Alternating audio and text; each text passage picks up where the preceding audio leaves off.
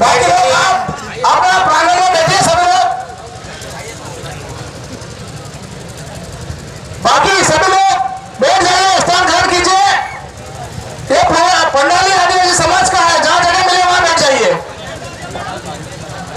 बैठ जाइए।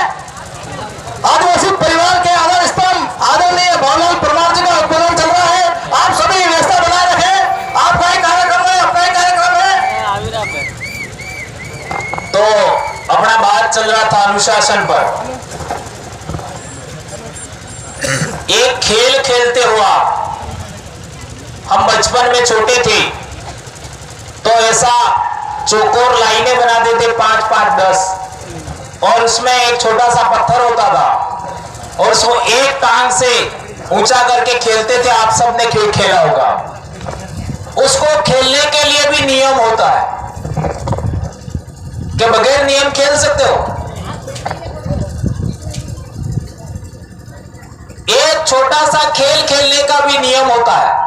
और हमारे तीसरी चौथी क्लास के भी बच्चे अभी 1-2 दिनों में, 5-7 दिनों में खट्टी इमली के वो बीज भी आ जाएंगे, तो उसको निकालने के बाद बच्चे खेलते हैं। उसका भी अपना नियम होता है। हमारे बच्चे गुल्ली डंडा खेलते हैं, गुल्ली डंडा खेलने के लिए भी नियम होता है। लेकिन एक संगठन चलाने वाले लोग अनुशासनहीनता करते हैं, तो ये इस बुद्धि का क्या किया जाए? कुछ समझ में आ रहा है? अरे हमारे अंदर कोई हम संगठन की बात करते हैं लेकिन अनुशासनहीनता बरतते हैं। मर्जी में बोलना, सोशल मीडिया पर दारू पी करके लिखना, ये कोई कार्यकर्ता की निशानी है क्या? और मुझे पूरा विश्वास है कि रात को जितना विवाद करते हैं, लड़ते झगड़ते 8 बजे के बाद, वो ज्यादातर लोग ये पी करके ये बखेड़ा करते हैं। और हमारे लोगों की आदत है कि किसी को कुछ कहना है समाज के बीच में या कुछ बखेड़ा खड़ा करना है तो 2 कप लेना, ऐसा काम करते हैं। तो मैंने आपको आज साफ कह दिया कि यदि आपको अनुशासनहीनता करनी है और संविधान और लोकतंत्र से ऊपर जाकर के बात करनी है, मेरे को मत बुलाना। समझ में आ गया? और जब मार खा जाओ और परेशान हो जाओ और कोई रास्ता नहीं बचे, तब आना। आपका रास्ता, हमारे लिए दरवाजा खुला है, ये साफ कह रहे हम। इसलिए आदिवासी परिवार ने एक व्यवस्था बनाई है। हम भी बहुत कुछ बातें जानते हैं लेकिन समाज तैयार नहीं है आज की तारीख में, इसलिए हम उन बातों का समाज के अंदर बात नहीं रखते। ये बात समझना होगा। आज तक मेरे द्वारा बोली गई बहुत कम बातें, अभी तक कोई बात ऐसी प्रकाश में नहीं आई है जो गलत साबित हुई हो। मैं बहुत सोच समझ करके बात रखता हूं और समाज को आगे बढ़ाते हैं, तब जाकर के आज इतना बड़ा काम हो रहा है। एक बार चुनाव के अंदर हमारे बहुत सारे भाई यहां आए थे और इन लोगों ने हमको एक बात बताई, वो बात आप सबके बीच में रखना चाहता हूं। यहां पर जो लोग संगठन करता है, पदाधिकारी है, वो दूसरे लोगों से पैसा ले करके अपने लोगों को हराते हैं। क्या ये बात सही है? पद ही इसलिए होते हैं ताकि दूसरे से बार्गेनिंग कर सके। जितना बड़ा पद उतना पैसा, और समाज जाए बाहर में। ऐसा हुआ, ऐसा हमारे लोगों ने बताया। क्या ये बात सही है? ये पूरे मध्य प्रदेश के लिए कह रहा हूं, आपके लिए नहीं बोल रहा हूं। आप सुन रहे हो, उनके लिए बोल रहे हो, सबके लिए बोल रहा हूं। क्या ऐसा हुआ कि नहीं हुआ? हाथ ऊंचा करो, कौन कौन कह सकता हुआ ऐसा? अब इस समस्या का क्या समाधान है, बोलो? अरे खुद को सुधरना है।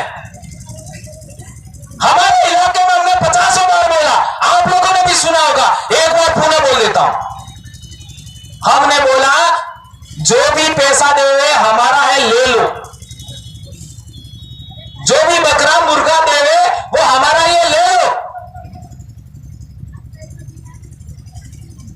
दारू भी देवे तो ले लो, लेकिन पियो मत।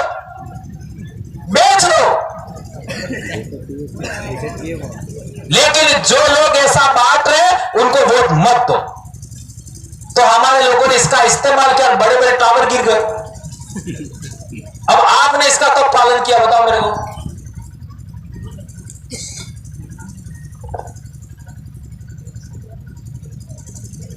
संत गोविंद गुरु महाराज एक बड़ा जन जागरण चलाया दारू के विरोध में और सफलता भी मिली। मैं इसका उदाहरण, मेरे दादा स्वयं पीते थे और मेरे दादा ही भगत बने, और आज मेरे खानदान में मेरे मां बाप की पीढ़ी में कोई भी व्यक्ति आज तक उन्होंने मुंह में चखा नहीं दारू क्या होता है। मेरे परिवार की बात करूं, और इसकी वजह से मेरे परिवार में 6 लोग नौकरी कर रहे हैं, 6 जने, और आज हमारे बच्चे बड़ी बड़ी पढ़ाई कर रहे हैं, डॉक्टर, इंजीनियर, ऐसी बड़ी बड़ी पढ़ाई कर रहे हैं। वो मेरे दादा के दारू नहीं छोड़ते और संत गोविंद गुरु महाराज की भक्ति करने का परिणाम है। और मेरे दादा कोई सामान्य आदमी नहीं थे, 2 बार तो जेल गए धाड़े में जाने की वजह से। धाड़ा जानते हो? धाड़ा जानते हो नहीं? बड़े बुजुर्ग जानते हैं उस जमाने में। तो जब मेरे दादा अपने परिवार के लिए, अपने गांव के अंदर जो संत पैदा हुआ, संत गोविंद गुरु महाराज, जिसके जन जागरण की बदौलत इतना बड़ा परिवर्तन हुआ, उनके सम्मान में इतना बड़ा मेरे दादा इस तरीके के थे, उन्होंने छोड़ा। और आज भी मेरे परिवार में नहीं पीते, हम भी नहीं पीते, तो आप क्यों नहीं छोड़ सकते भाई बताओ मेरे को? क्यों नहीं छोड़ सकते? इतना पढ़ लिखे हम लोग, इतना सोशल मीडिया का जमाना है, क्यों नहीं छोड़ सकते? समाज के लिए जिंदा रहना सीखिए। जो लोग समाज के लिए जिंदा रहना चाहते हैं, हमें उनकी जरूरत है। और जो जिन लोगों को पैसे की भूख है, वो तो मेरे करीब आना ही मत, नालायकों। जिनको पैसे की भूख है वो तो आना मत, जिनको समाज की भूख है वो आइए। साफ कहना है मेरा, ये बातें समझना होगा। इसलिए मेरे भाई उमेश ने भी कहा था कि जो डीलर है वो तो हमारे करीब आना ही मत, कोई जरूरत नहीं है। समाज जिंदा रहेगा तो हम जिंदा रहेंगे, ये सोच वाला आदमी हमको चाहिए। ये सोच है तो आइए, वेलकम है, वरना बहुत आए बहुत चले गए, कोई परवाह नहीं। ये बातें आपको बहुत कड़वी लगी होगी, लेकिन मैं जाना इसलिए जाता हूं। मैंने ऐसे ऐसे लोगों को डांटा है और लोगों में बड़ा परिवर्तन हुआ। आज आदिवासी परिवार की जन जागरण से 10 साल के अंदर कितने लोगों ने दारू छोड़ा, ये आप लोग सर्वे करोगे, हैरान रह जाओगे। राजस्थान में हैरान रह जाओगे, बड़े बड़े लोगों ने छोड़ दिया। कई लोगों के परिवार की समस्या मिट गई, पति पत्नी का झगड़ा तो खत्म हो गया, भाइयों भाइयों का झगड़ा तो खत्म हो गया। यह है परिवर्तन। आज पिछला विश्व आदिवासी दिवस पर हमने नियम बनाया है कि साल भर में हर एक वीसीसी वाले को 2000 रुपए देना है। तो हमारे डूंगरपुर में 253 वीसीसी है। डूंगरपुर में हमारा पैसा इकट्ठा हुआ, कार्यक्रम हो गया, कर्मचारियों को भी पैसा देना है, हर एक ब्लॉक वाले को 10,000 देना है और राजनेताओं को भी देना है। इस तरीके से हमारा पैसा इकट्ठा हुआ, विश्व आदिवासी दिवस का कार्यक्रम पूरा हो गया। और 8 बीघा जमीन अभी लिया हमने, 8 बीघा, एक बार में 8 बीघा जमीन लिया, वहां आदिवासी समाज का कार्यालय बनेगा। आप वहां पर आते हो, आपको सोने की व्यवस्था मिलेगी, खाने की व्यवस्था मिलेगी, आपका ट्रेनिंग होगा। अब आपको कहीं दूसरी जगह जाने की जरूरत नहीं। वो 8 बीघा जमीन लिया है, वहीं पर आपकी व्यवस्था होगी। इतना बड़ा काम हमने एक दिन में करके दिखा दिया विश्व आदिवासी दिवस पर। आपने क्या किया बताओ मेरे को? पूरे मध्य प्रदेश में एक जगह पर ऐसा व्यवस्था हुआ बताओ मेरे को? आज ही के दिन में करीब 500 वीसीसी 5 जिलों में बनेगी। आज के दिन में 500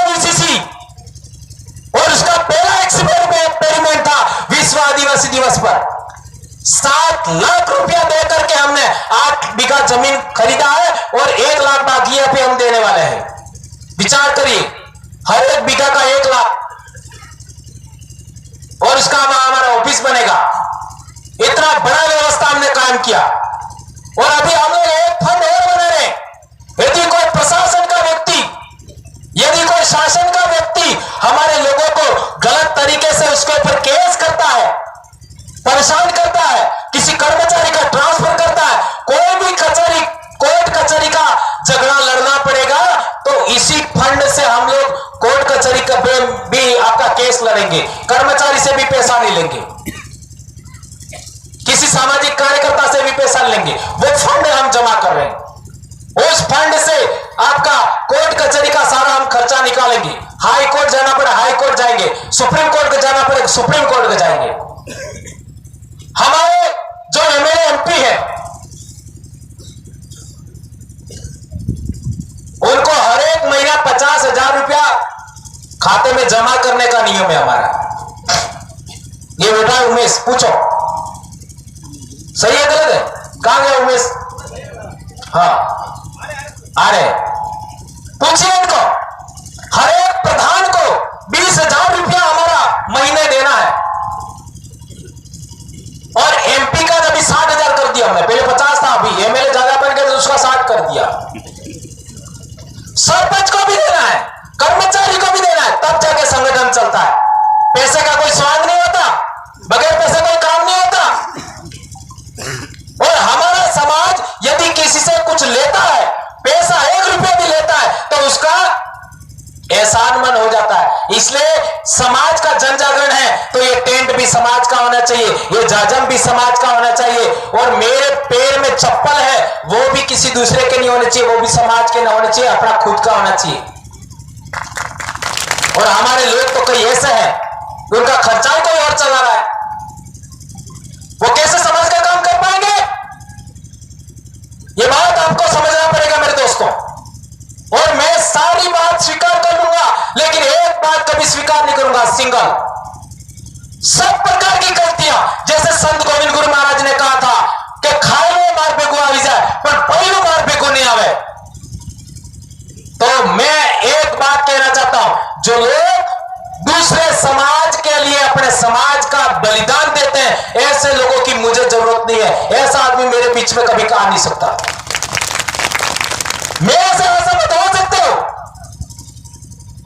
हमारे संगठन से असहमत हो सकते हो, लेकिन समाज का हित करके दूसरा समाज का लाभ करने वाला, जमीन बेचने वाला आदमी, समाज को दारू पिलाने वाला आदमी, समाज को बुरा भला कहने वाला आदमी हरगिज नहीं चाहिए।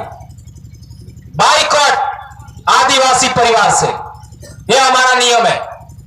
इस बात का आप पालन करेंगे ऐसी मैं आशा अपेक्षा करता हूं। एक चीज और, आप लोगों ने देखा होगा कि हमारे इलाके में जैसे एमपी है, एमएलए है, प्रधान है, सरपंच है, उसको राशि मिलती है सरकार से। उस राशि का कैसे उपयोग करना है? आज हमारा कोई आदमी एमएलए बन गया, एमपी बन गया, वो मर्जी माफक पैसा खर्च कर दे, ऐसा हमारा नहीं चलता है। उस गांव की वीसीसी है, हैंडपंप भी खोदना है तो उस गांव का वीसीसी है, वो तय करेगी कि हैंडपंप कहां खोदना है, और फिर वो प्रस्ताव आएगा बीसीसी प्रभारी के पास, फिर वो प्रस्ताव साइन करने के बाद जाएगा डीसीसी प्रभारी के पास, फिर वो जाएगा आपका राष्ट्रीय स्तर का जो लीडर है उसके पास, और फिर लास्ट में आएगा एमएलए के पास, आपका प्रधान के पास, सरपंच के पास, और उसको वो काम करना ही है, अन्यथा दोबारा टिकट कैंसल।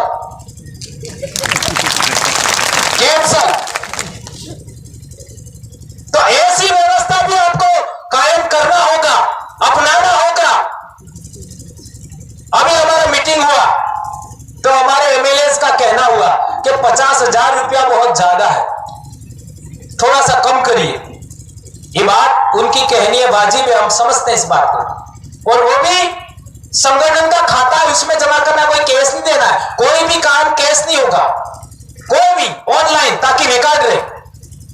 तो हमने कहा कि कम्युनिस्ट पार्टी के अंदर एक एमएलए को जितना वेतन मिलता है वो सारा संगठन को देता है, तो आपका सारा वेतन हमको दे दो, मामला खत्म।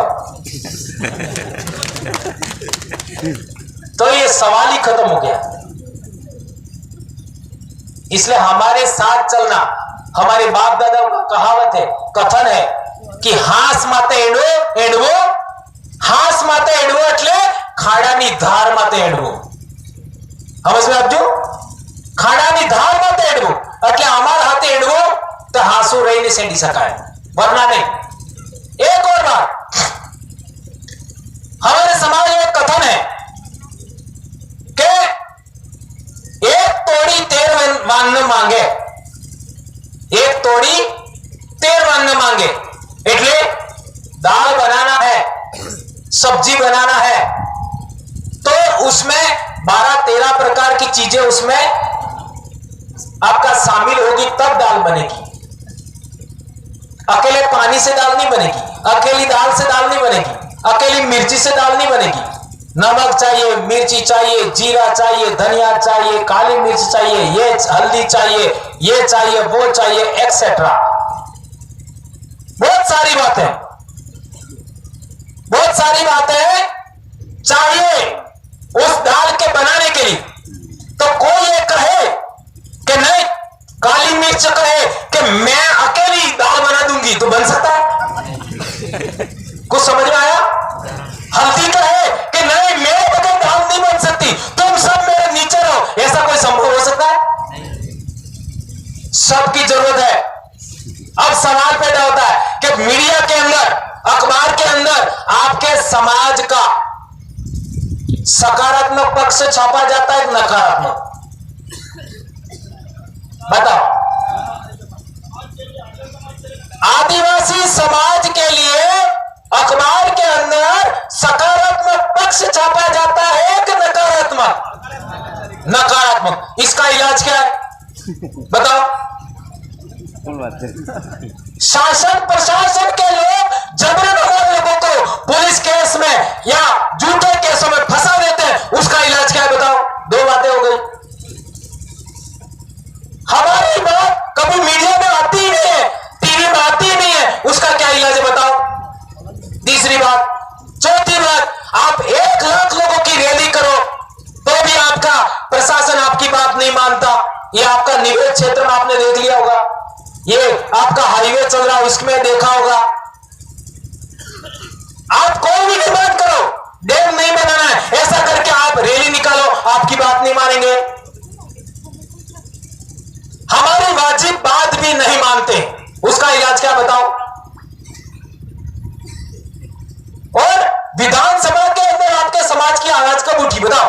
इतना बच्चे पिछले 70 साल में।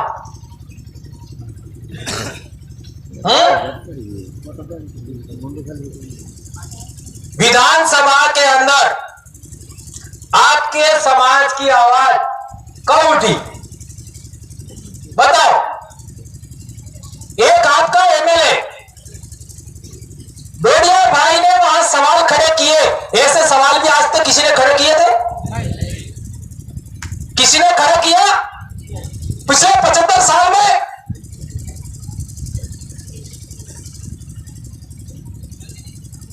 और आपका मैं ये भी कहना चाहता हूं, वो इंडिपेंडेंट नहीं होते, समाज की जाजम से नहीं गए होते, और हमारी व्यवस्था जो हमने बनाई है उससे नहीं गए होते तो उनकी वो भी नहीं कर सकते थे, पार्टी उनको पकड़ के रखती। और हमारे तो यहां तक नियम है, कोई एमएलए नहीं माने तो एमएलए को ही हम आउट कर देते। हमारा तो यहां तक नियम है। इसलिए संगठन चलाने के लिए नियम मस्ट है, नियम के बगैर कोई आदमी नहीं चलेगा। जो भी चलेगा उसको समय आने पर सबक सिखाया जाएगा। ये साफ और स्पष्ट बात कर रहा हूं मैं। और एक इंपॉर्टेंट बात, अब हम लोग ग्राम न्यायालय और ब्लॉक न्यायालय भी बना रहे हैं वीसीसी के माध्यम से। सारी बातें अंत में वीसीसी में जाके समाहित हो रही है। ग्राम न्यायालय का मतलब क्या होगा? आपके गांव के अंदर किसी भी प्रकार का कोई झगड़ा है, जमीन का झगड़ा है, आदिवासी बनाम आदिवासी, तो आप उसमें आपका अपनी बात रखिए, अपनी एप्लीकेशन दीजिए और इसका समाधान किया जाएगा।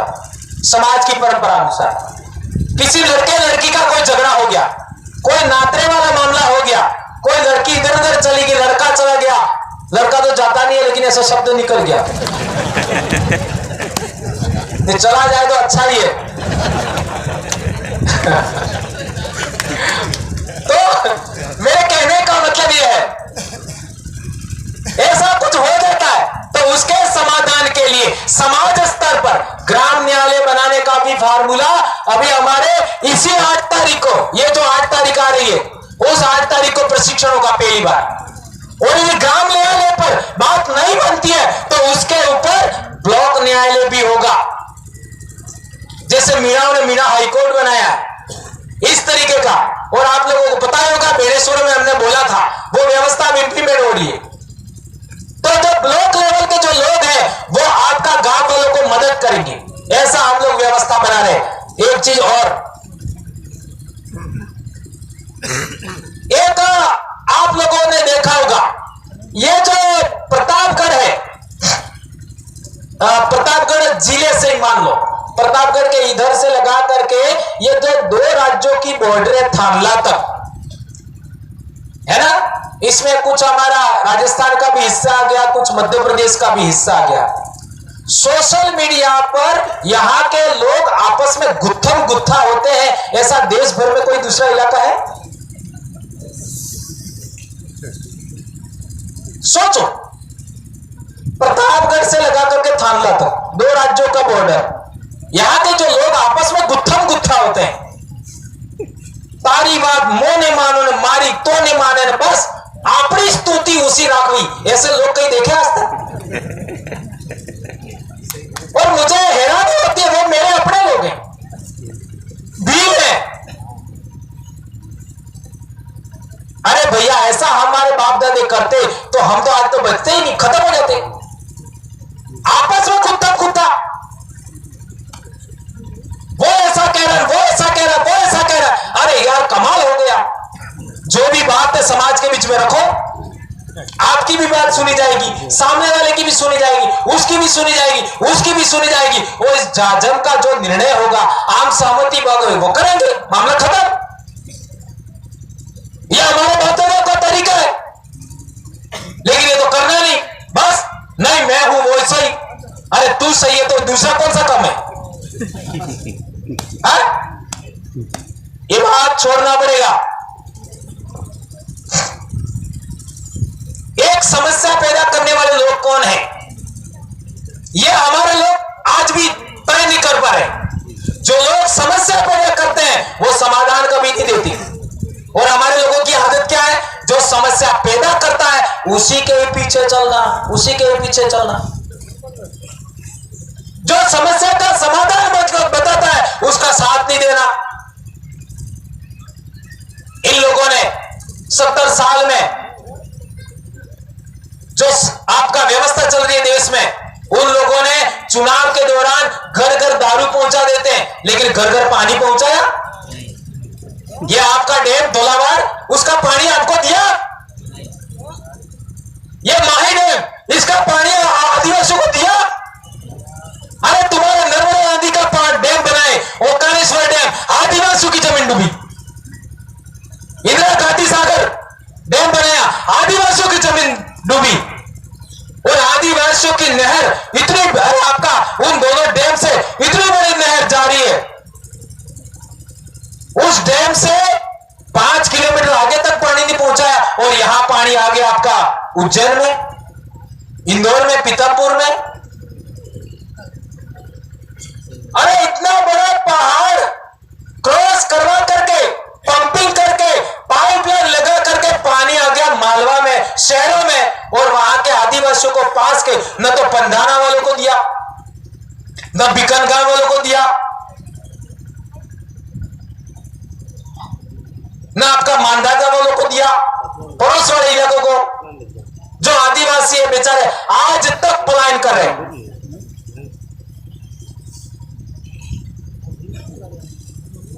केवल 3 काम, केवल 3 काम सरकारों ने पिछले 75 साल में किया होता तो आज हमारा एक भी बेटा बेटी शहर में आपका मजदूरी करने नहीं जाते। विचार करिए पिछले 75 साल में कितने आदिवासी रोजगार के लिए शहर गए और उनका एक्सीडेंट हुआ और मर गए। विचार करिए, लाखों में संख्या मिलेगी। बिल्डिंग से गिर गए, एक्सीडेंट हो गया, बीमार हो गया, शरीर काम नहीं कर रहा था, दारू पिया, उससे मर गया। ये नरसंहार है, नरसंहार। ये बात को समझिए, ये छोटी बात नहीं है दोस्तों। इसलिए हम कहना चाहते हैं कि हम केवल 3 काम के लिए काम करेंगे ज्यादातर। वो पहला काम है पानी। पानी हमको मिलेगा हमारे इलाके का, हम पानी के आरक्षण की बात करते हैं। यदि हमको पानी मिलेगा तो आपका खेत के अंदर एक खराट की जगह ने यदि महिला है, वो गैर महिला ये आपका सब्जी उगाएगी तो कम से कम बच्चों को अच्छा खाना खिला पाएगी। सही है गलत है? तो पानी है, वो पानी हमको मिलना चाहिए। ये हमारा पहला लड़ाई है, नंबर 1। इसलिए भाई उमेश ने भी बताया कि हमारा कम से कम एमएलए को हमने दे रखा है, इनको एक तरीके से नियम बना के दे दिया कि 1 करोड़ रुपया आपको जो बजट मिलता है उसमें आपको 1 करोड़ रुपया आपके इलाके में कुएं बनाने के लिए और जिन निकटों में पानी नहीं रहता है, जो तालाब फूट गए, इन पर आपको खर्च करना है 1 साल में। ये हमने हमारी मेरे को कहा है। क्या ये आपके इलाके में होना चाहिए? यदि ऐसा होता है तो कितना समाज का भला होगा आप लोग सोच सकते हैं। इस तरीके की हम लोग व्यवस्था बना रहे। एक और बात, हमारे इलाके में कहावत है कि गमेती ने मोतरी दीवार नहीं बढ़े। कहे मज में आपजू गमेती ने दीवे गमेती ने मोतरे दीवाने बढ़े। बगोरा जी समझ में आपजू, बगोरा जी समझ में आपजू। देखो मैंने जो शब्द कहे, शब्दार्थ समझ में आया, लेकिन उसके पीछे मंतव्य शायद समझ में नहीं आया होगा। शब्दार्थ समझ गए होंगे। हमारे समाज के लोग जो बोलते थे उसका वास्तविक अर्थ वहां नहीं था, अर्थ दूसरा होता है, कोडिंग होती है, कोडिंग में बोलते हैं। ये आप लोगों ने देखा होगा, आपके इलाके में भी चलता है। इसका कहने का मतलब यह है कि जो बड़ा आदमी होता है, जो बड़ा लीडर होता है, जो बड़ा पदाधिकारी होता है, उसके कहने से ही काम नहीं होता है। ये मैं अपने आप को कह रहा हूं, समझ में आ गया? जब मैं अपने आप को कह रहा हूं तो वो आपके ऊपर भी लागू होता है। मेरे अकेले के कहने से कुछ नहीं होने वाला, आप सबकी सहमति बनेगी तो होगा। यह है इसका कहने का मतलब। इसलिए हमारे पालों में क्या होता था कि गमेती लास्ट में बोलता था। पहले सब लोग बोल देते अपनी अपनी बात कि इस कोई भी समस्या है, हमारे इधर तरवी परंपरा है वो भी इसी तरीके की है। पहले कोई समस्या होती थी तो सारे पाल वालों को बुलाते थे। पाल यानी 12 फलों का गांव, बहुत बड़ा गांव, कम से कम 10 किलोमीटर रेडियस का इलाका। 10 किलोमीटर में क्या ज्यादा होता है? तो एक पाल, आज की तारीख में पाल लेम्बरवाड़ा हमारा है, उसमें 12 से 13 पंचायतें हैं, इतना इलाका। तो सारे पाल की मीटिंग बुलाते थे। उस मीटिंग के अंदर सभी लोग इस समस्या का क्या समाधान हो वो अपनी बात रखते थे और सबकी सहमति जो बनती थी उस पर गमेती होता था, वो अपनी बात रखता था और वो रजामंदी होती थी और वो काम करते थे। यह है तरीका और उस तरीके को एडॉप्ट करना है। यही हमारा बीसीसी का फार्मूला है, यही हमारा बीसीसी का फार्मूला है, यही हमारा डीसीसी का फार्मूला है। तो आप लोग डीसीसी, बीसीसी और बीसीसी बनाओगे कि नहीं बनाओगे? ये पहले तो बताओ। बनाएंगे? और पहला एक बात ध्यान रखना, जो लोग 4 साल तक चुनाव नहीं लड़ेंगे उससे ऐसे आदमी को डीसीसी प्रभारी बनाना है, नंबर 1। समझ में आ गया? 4 साल तो कम से कम चुनाव ना लड़े, मिनिमम। और बीसीसी प्रभारी बनाने के लिए भी यही नियम है, 4 साल चुनाव नहीं लड़े। और बीसीसी भी प्रभारी वही बनेगा जो 4 साल चुनाव नहीं लड़ेगा। आए समझ में? ये हमारा फार्मूला है।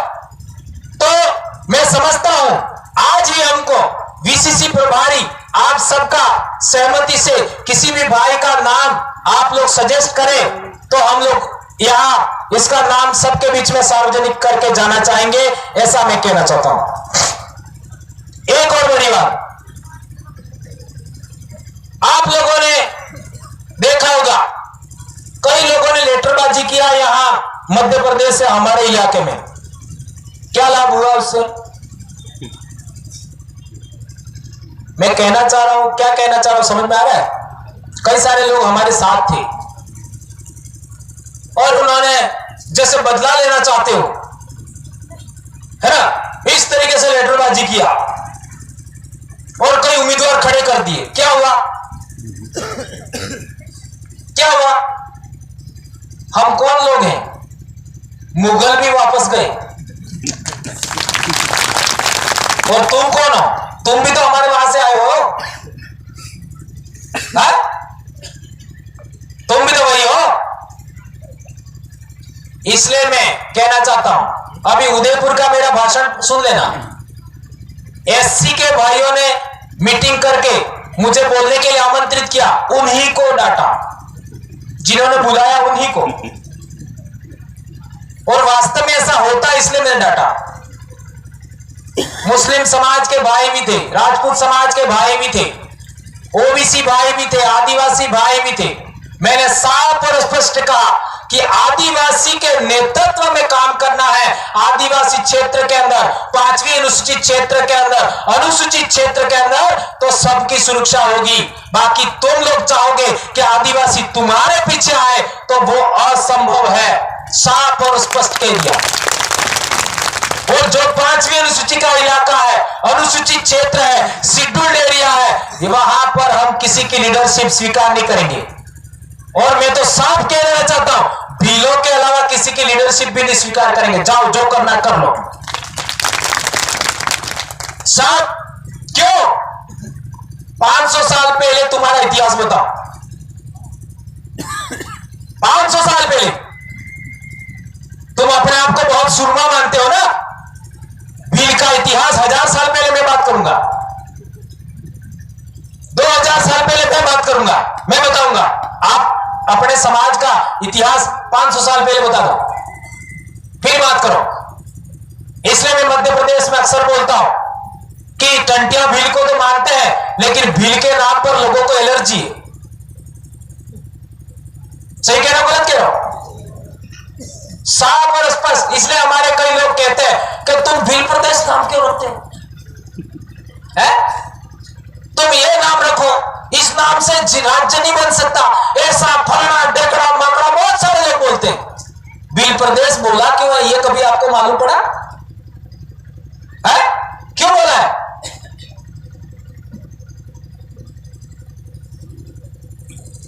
जनवरी 2011 सुप्रीम कोर्ट ने बोला कि भील भारत का इंडिजिनस पीपल है। मैंने थोड़ी बोला, सुप्रीम कोर्ट ने बोला 2011 में।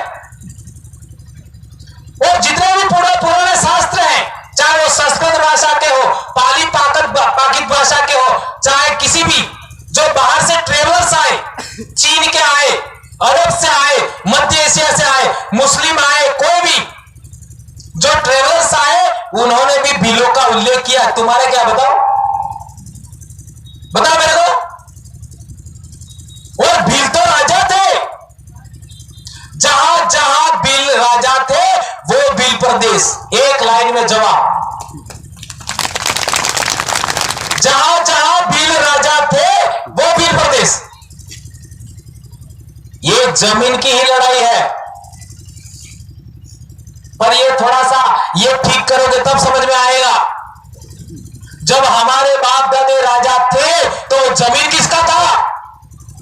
हमारा था। अरे दावेदारी तो करो। वो लोग तो नाम रख देते हैं नदियों का, पहाड़ों का, नदी है छिपरा। ये छिपरा किसका नाम था बताओ मेरे को? छिपरा किसका नाम था? किसी को मालूम नहीं है, एक आदमी को। अब उज्जैन में राजा कौन था? तो हमारे बाप दादे राजा थे, तुम्हारे बाप दादे राजा थे, हम सबके बाप दादे राजा थे, हमारा बाप था। उज्जैन का महाकाल है, हमारे बाप दादों का आस्था, आपका आराधना स्थल, उपासना स्थल है। लेकिन हम उसका इतिहास नहीं जानते, उसका भी इतिहास हमको समझना पड़ेगा। तो वो हमारे पूर्वजों के नाम पर वहां का सबसे प्रसिद्ध उपासना स्थल है। वहां हमारे बाप दादे राजा थे, हमारे बाप दादों को नगर बनाया, तो उस नदी का नाम हमारे बाप दादों की व्यवस्था के अनुसार होना चाहिए, नहीं है। किसका नाम है? छिपरा। तो आपको इतिहास पढ़ना पड़ेगा मिस्र का, आपको इतिहास पढ़ना पड़ेगा इजराइल का, आपको इतिहास पढ़ना पड़ेगा सीरिया का, आपको इतिहास पढ़ना पड़ेगा यूनान का, आपको इतिहास पढ़ना पड़ेगा तुर्की का, आपको इतिहास पढ़ना पड़ेगा ईरान का, आपको इतिहास पढ़ना पड़ेगा मध्य प्रदेश का, तब बत्ती जलेगी। और आपको इतिहास किसका पढ़ना है? बाजना के अलावा बाहर का नहीं। तो कैसे समझ में आएगा? कैसे समझ में आएगा? एक बहुत बड़ा प्रोफेट था इनका बड़ा, उसका भारत में नाम अलग है, बाहर नाम अलग है, उसकी मां का नाम था छिपरा। इतना मैं क्लू दे देता हूं। वो लोग बाहर से आए, उन्होंने अपनी मां का नाम हमारे सबसे पुराना आदिवासियों का राजा था, सबसे पुराना आदिवासियों का राज था, उस इलाके की नदी का नाम रख दिया। और हमारे नाम पर शहर में क्या बताओ? आदिवासियों के नाम पर रतलाम में क्या बताओ? झाबुआ में क्या बताओ? हमारे डूंगरपुर में क्या है? बांसवाड़ा में क्या है? अहमदाबाद में क्या है? जयपुर में क्या है? एक दिन के लिए वो जनजाति गौरव दिवस मना देंगे। आप सवाल करिए, हर एक शहर के अंदर आप लोग हमारे आदिवासी महापुरुषों की मूर्तियां लगाते हो, तो आप जनजाति गौरव दिवस मनाइए। इतना सवाल तो कर सकते हो ना? अरे हमारे धमसिथकी टीबर का पाखे थे, एक में मूर्ति तो लागेंगे। हमारे बोलने की वजह से वो लोग सड़क पर आए, जनजाति गौरव दिवस मनाया, वो हमारी वजह से। ये कितना बड़ा काम है। इसमें आप लोग भी आगे, हम भी आगे, सब आगे। हम इतने सालों में 2012-13 से इतना बड़ा जनजागरण नहीं करते, वो करते। ये किसकी मेहनत है? हमारी मेहनत है। तो यदि आप लोग बार बार बोलोगे कि हमारा आदिवासियों का बजट है, आदिवासी क्षेत्रों में सार्वजनिक कुएं बनाने, सार्वजनिक तालाब बनाने, सार्वजनिक एनीकट बनाने, और आदिवासियों की खेती बाड़ी, पशुपालन, शिक्षा, स्वास्थ्य के लिए खर्च करना है, बार बार बोलोगे, उनको करना पड़ेगा। आदिवासी स्कूलों में मास्टरों की संख्या कितनी बताओ? जितना पढ़े खा लिए, तो आपका जितना जनप्रतिनिधि है, चाहे वो एमएलए हो, एमपी हो, प्रधान हो, जिला पंचायत वाला हो, पंचायत समिति वाला हो, सब बोलो, सरपंच हो, हमारे आदिवासी गांवों में इतना पद खाली है, पहले भरो। ये भी अभियान हम चलाने वाले हमारे इलाके में, तो आपको भी करना होगा। और एक अंतिम बात, आप लोगों ने कई बातें सुनी, मैंने आपको डांटा, कई भाइयों को बुरा भी लगा होगा। इससे मेरा कोई मकसद नहीं है आपको डांटना।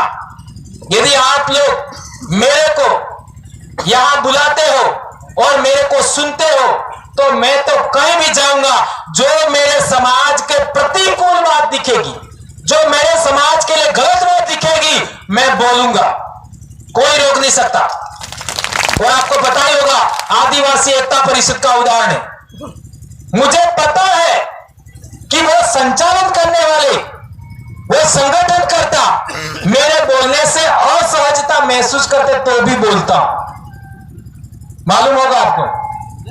सही है गलत है? तो भी बोलता हूं और वो मेरे को रोक भी नहीं पाएंगे। क्यों? कड़वा बोलने की आदत है। जाबुआ में आपने देखा होगा, हर जगह कहां भी जाओगे देखा होगा। इसलिए आप लोगों के बीच में मैंने बात रखी। और सबसे ज्यादा आपके इलाके में नेताओं का विरोध होता है, तो तुम्हारा वहां विधानसभा में लोकसभा में जाके बोलेगा कौन? बताओ, जवाब दो। क्या हमारे कहने से लोग वोट देना बंद कर देंगे? है? अरे वो तो वोट के लिए घर घर दारू बेच रहे हैं, घर घर बकरा बेच रहे हैं, घर घर पैसा बेच रहे हैं, एक एक वोट का 2-3 हजार रुपए दे रहे हैं। तो क्या हमारे लोग वोट देना बंद करेंगे? है? क्या विकल्प है आपके पास? इसलिए मैं कहना चाहता हूं, इन बात का ख्याल रखिए और आप कोशिश करिए इस जाजम से आदमी जाए और वो हमारी बात वहां रखे विधानसभा और लोकसभा में। ऐसा आप काम करिए, ये हमारा कहना है। तो आप ऐसा करेंगे, ऐसी मैं आशा करता हूं। किसी को गलत लगा हो तो मैं भी आपका भाई हूं, जिसको भी बहस करनी है आ सकता है, कोई आपत्ति नहीं है। हर बार मैं कहता हूं, मेरे पास आज तक बहस करने कोई आया नहीं, जिसको आना है आ सकते हो। और गारंटी है हारना तो आपको ही है, कोई जीता नहीं अभी तक, गैर आदिवासी भी नहीं जीते। कई लोगों ने बहस करके देख लिया है और जिसको भी बहस करना है आ सकते हो, ठीक है? तो मैंने बहुत कड़वी बातें आपके बीच में रखी, आपको बुरा भी लगा होगा, लेकिन एक काम मैं और किए वगैरह ऐसे जाऊंगा नहीं। इसलिए आप बाहर खड़े हो, वो भी अंदर आ जाओ, आप भी अंदर आ जाओ और सब खड़े हो जाओ।